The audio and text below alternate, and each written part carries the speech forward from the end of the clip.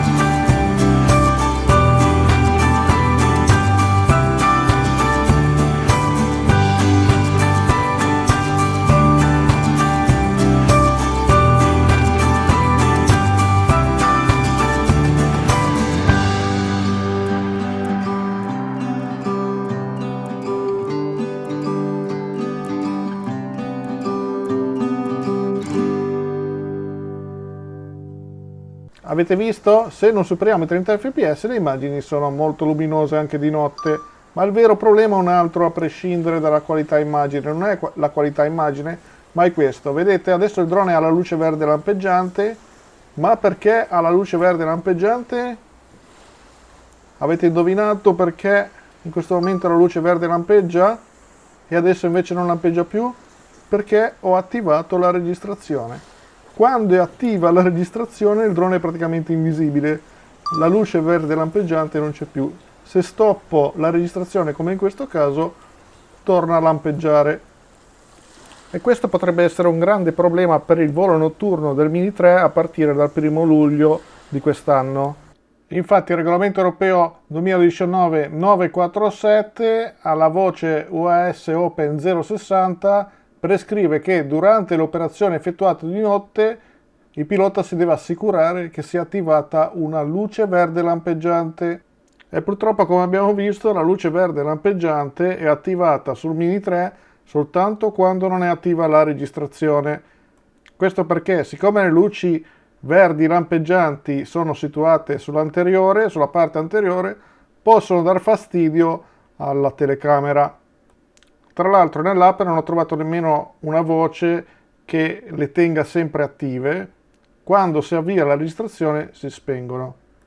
Quindi se non cambieranno le cose da parte di DJI, che troverà un sistema per far lampeggiare almeno una luce verde anche in registrazione, il Mini 3 di notte a partire dal 1 luglio 2022 può volare soltanto se non registra video, Può però scattare foto, ma non registrare video, perché appena registriamo il video, come abbiamo visto, si spegne tutto. Il drone diventa praticamente invisibile, e tra l'altro anche silenziosissimo, non se ne accorge assolutamente nessuno se ha le luci spente.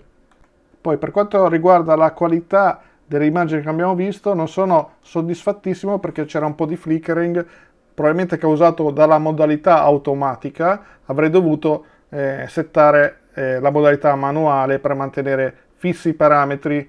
In più c'era anche un po' di flickering, secondo me, dovuto ai lampioni, all'illuminazione. Io ho registrato a 30 fps, sappiamo che l'illuminazione funziona a 50 Hz, e quindi avrei dovuto registrare o a 50 fps, ma registrando a 50 fps non avrei avuto più l'HDR perché è attivo dai 30 in giù, e quindi avrei dovuto registrare a 25 fps. Comunque questo era un primo volo, ho fatto velocemente mentre tornavo a casa di sera, ho visto la bella luna piena e avevo il Mini 3 in auto, mi sono fermato e ho fatto questo video. I prossimi farò più attenzione a questi aspetti. Nel frattempo vi ringrazio per l'attenzione, vi invito ad iscrivervi al canale se non l'avete ancora fatto, fatemi sapere cosa ne pensate nei commenti e noi ci vediamo con il prossimo video su Quadricontro News. Ciao a tutti!